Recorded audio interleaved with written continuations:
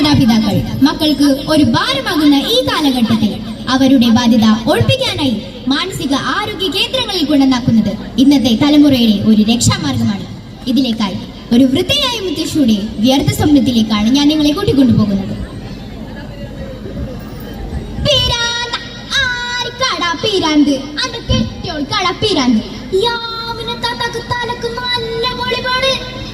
ഒരാളും നമ്മളെ ആമിനത്താത്താണ്ട് നോക്കി വിളിച്ചിട്ടില്ലാന്ന്, പക്ഷേങ്കിലും വിളിച്ച് ഇംഗ്ലീഷിൽ വിളിച്ച് ബിച്ചിന്ന്.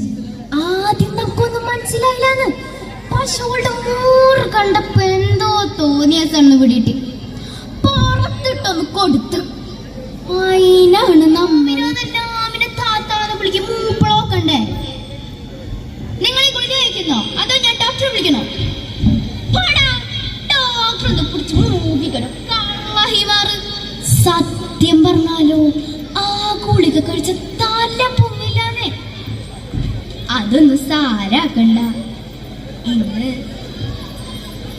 എന്റെ മോനും കുട്ടികളൊക്കെ എന്നെ അമേരിക്കയിൽ നിന്ന് കൂട്ടാൻ വരുന്ന ദിവസം ഇവിടുത്തെ വീട് സ്വത്തൊക്കെ അവൻ വിറ്റു. അല്ലെങ്കിലും എന്തിനാ വീട് സ്വത്തൊക്കെ? എന്റെ മോനില്ലേ?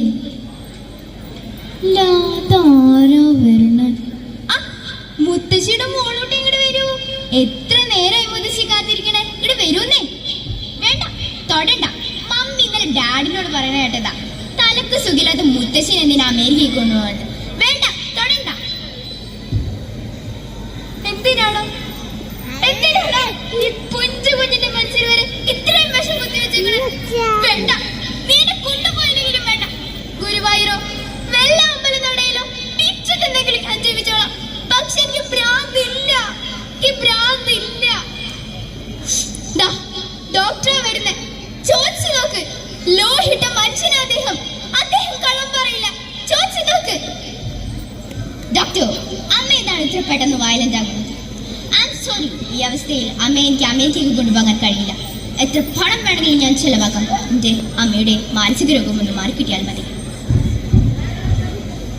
മിസ്റ്റർ വാസുദേവൻ, നിങ്ങളുടെ അമ്മക്ക് ഇപ്പോഴെന്നല്ല ഒരിക്കലും മാനസിക രോഗമുണ്ടെന്ന് ഞങ്ങൾക്കാർക്കും തോന്നിയിട്ടില്ല. ഒരു ബാധ്യത ഒഴിപ്പിക്കാനുള്ള സ്ഥലമല്ല മാനസിക ആരോഗ്യ കേന്ദ്രം. ഈ അമ്മയോട് ഇത്രയെങ്കിലും ദയ കാണിക്കൂ. വേണ്ടച്ചോ, വേണ്ട. ഒരു താരി പോലും സ്നേഹമില്ലാത്ത ഇവന്റെ കൂടെ എനിക്ക് പോകണ്ട. കുട്ടീനെ ഞാൻ ഒരുപാട് പ്രാവശ്യം അച്ഛന്ന് വിളിച്ചിട്ടുണ്ട്.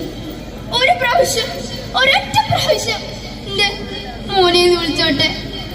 ആമിനെ താത്ത, ഇനി നിങ്ങൾക്കുള്ളൂ. മാതാപിതാക്കൾ ഒരു ശാപമല്ല, അവരൊരു അനുഗ്രഹമാണ്. നന്ദി, നമസ്കാരം.